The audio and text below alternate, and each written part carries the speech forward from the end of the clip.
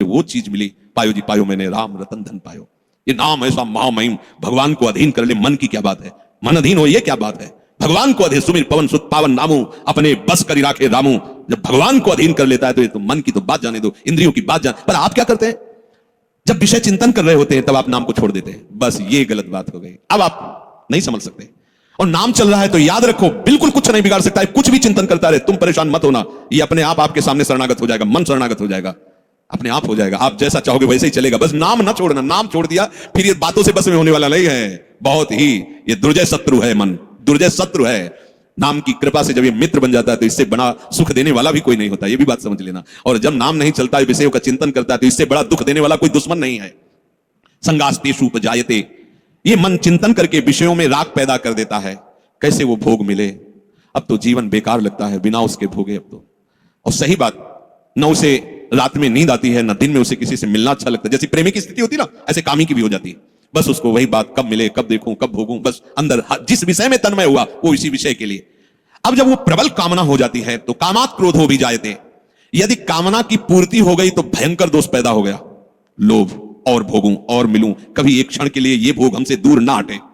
और कहीं प्रतिकूलता पैदा हो गई तो भयंकर दोष पैदा हो गया, क्रोध। दोनों में हानि है। कामना से कभी किसी का कोई मंगल नहीं हुआ है।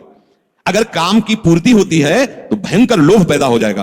कैसा लोभ पैदा हो जाएगा, ये ऐसे ऐसे, इतना नहीं, ये शरीर नहीं, वो शरीर, ये वस्तु नहीं, वो वस्तु, बढ़ता चला जाएगा, घोर व्यभिचारी हो जाएगा।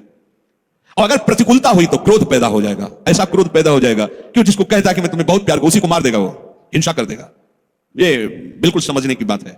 अगर उसकी कामना भरपूर हो चुकी है, संकल्प बन चुका है, और उसकी पूर्ति में बाधा होगी तो भयंकर क्रोध। और क्रोध जहां प्रकट हुआ, कामा क्रोध होती जायते क्रोधात भवति सम्मोह। अब जहां क्रोध प्रकट हुआ, अब उसमें मूढ़ता छा गई। ये करना चाहिए, ये नहीं करना चाहिए, खत्म हो चुका। अब उसमें और पशु में कोई अंतर नहीं है, उसमें और राक्षस में कोई अंतर नहीं। कोई आशा न करे, जो क्रोध से सम्मूढ़ता को प्राप्त हो चुका है उससे कोई विनय काम करेगी। अब वो राक्षस हो चुका है, उसके सारी प्रवृत्तियों में क्रोध के द्वारा प्रकट की हुई मूढ़ता छा चुकी। अब कुछ भी विवेक काम नहीं कर रहा। प्रभु कह रहे क्रोधात भवति सम्मोहा, ऐसी मूढ़ता छा जाती है जो विचार की गुंजाइश नहीं रह जाती। वो रो रहा है सामने, या कोई, अब देखो रसेंद्री की ऐसी प्रबलता हुई, पशु पक्षियों को मार के खा रहा है जीव। कैसी कैसी, देखो मतलब हमें कोई जरा सा कष्ट दे तो हमें पीड़ा होती है।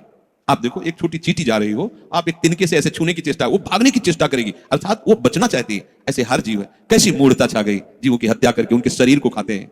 मनुष्य बढ़िया कपड़ा पहन करके, बढ़िया सुंदर भोग सामग्रियां हैं, खाइए पिए, खूब भजन कीजिए, नाम कीर्तन कीजिए, भगवत आश्रित, किसी को कष्ट देने के लिए, अपनी रसेंद्री के लिए। ऐसे ही प्रत्येक इंद्री के लिए जो कामना युक्त हो जाता है वो आसुरी भाव है, राक्षस है। वो देखने में केवल लगता है मनुष्य नहीं, उसकी प्रवृत्ति अंदर से राक्षस है।